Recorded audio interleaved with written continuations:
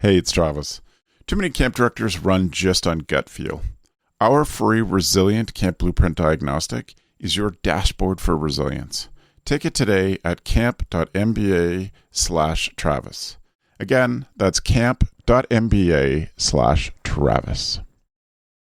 A camp podcast? Coming out in the summer? What?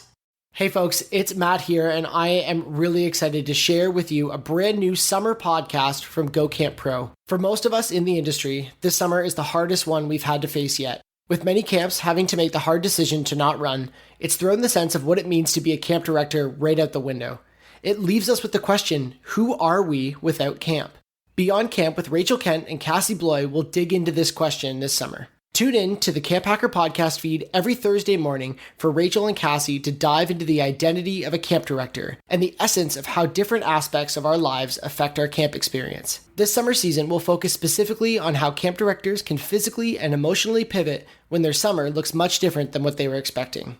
They're even going to address that dreaded question, so what do you do the rest of the year? Travis, myself, and the other Go Camp Pro podcast hosts are so grateful to Cassie and Rachel for embarking on this journey.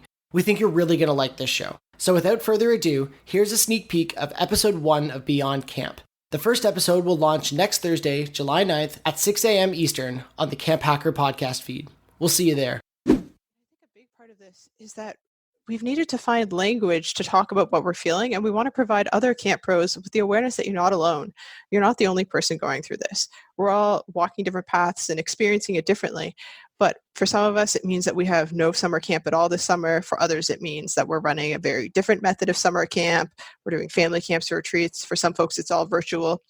But we're hoping that folks can all find something to relate to here because it is such a tough time for all of us. The pandemic in its nature has driven us apart literally into bubbles of isolation like we've never experienced before. And so we want to give folks a space to come together, to explore topics, give us brave spaces to ask questions, explore identities in different parts of ourselves, and build connection through conversation here because we're not alone in experiencing this.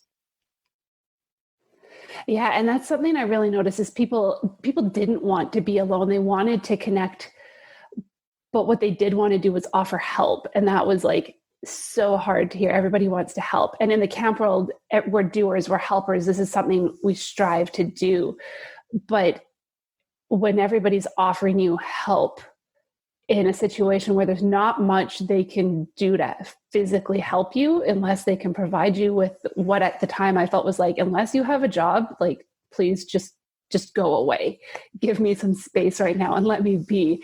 And kind of just, I would, try to end that conversation as quickly as possible.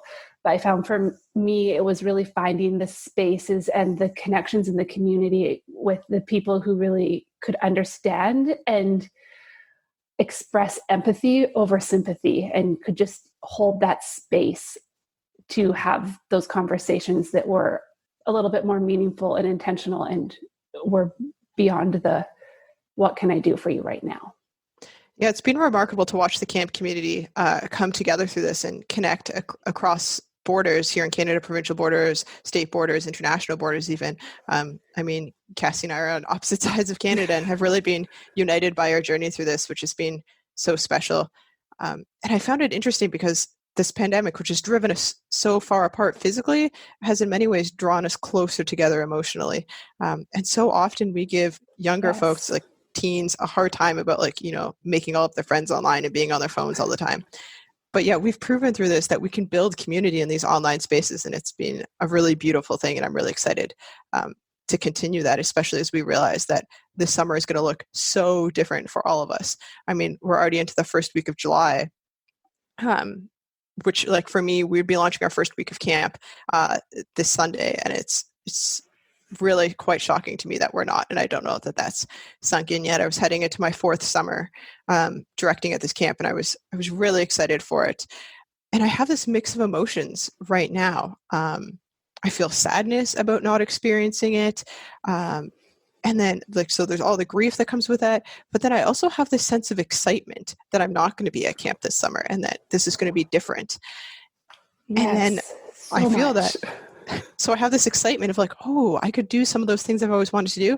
And then comes the huge weight huge wave of guilt right after that, where I'm like, you know what, if I was a good camp director, a good camp pro, I would want with all my being to be at camp right now, and I would like just feel terrible, and I wouldn't have this excitement that I'm feeling, and so I must be a terrible camp director. And I don't think that's true. I think it's important to honor those mixed emotions and to hold space for all of those. And I think it's also really important to note, for me, it was a government decision here in our province that overnight camps couldn't run, as it was across much of Canada. And it's really important to note that we can support those decisions to not run camp, whether it's government or organization, but still be grieving and holding space for that loss that we're feeling this summer. And I think that's so important, that just because we know we're being safe doesn't mean that we're not also losing something. Yeah, it's hard. And I found it really difficult because I was at a new camp. We didn't have registrations. We didn't have a community of people. That's what we were going to be doing this first summer. And we pretty early on kind of decided, pandemic and new camp don't go together. That's reasonable. Yeah, I figured, and I actively supported that decision. I was like, yeah, let's not try to go virtual. Let's not try to do something don't try when we don't have that already existing community. Let's work towards opening camp in a stable environment where we can do better and be more prepared for it all. And I was excited to have this job, but not have camp, but still working towards camp.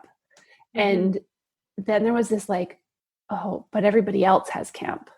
And, maybe I shouldn't do anything but work towards camp and not, just kind of continue to work like I would be if I were at camp and not do anything and just live as if I were at camp. But that I shifted, and it was like, as we did and everything happened, I eventually, when we weren't operating and having a job that was solely operational, my job did get cut, and it was kind of like, okay, this is different now. Now it's not my choice. And that's when it started to get hard, and where, bigger emotions started coming up. And then it was like, well, what am I going to do? What is it? And it's going to be like understanding that it's going to be different. And then there's the moments of like, but if I was at camp, I would be doing this. And if I was at camp, I could be doing that. And, I'm not going to see this kid this summer, or that staff member that I had hoped to recruit and bring onto the team and watch them grow. And I think those are the things that really are challenging me of like, these things that I look forward to witnessing and working towards all summer just aren't going to happen. Yeah, there's so much loss there, as you said, and you mentioned sort of like those heavy emotions, and I think so much of that is tied into identity loss. So let's really dig into that, because that's a big topic, and I think a lot of us are feeling that.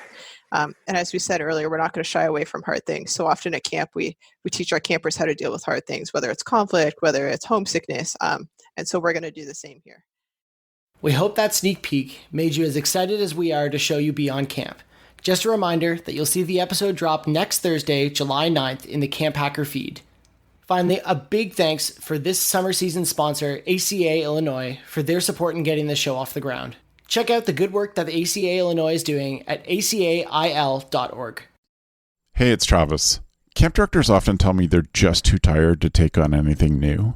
That's exactly why my free Resilient Camp Blueprint Diagnostic exists. It doesn't add work, it shows you progress.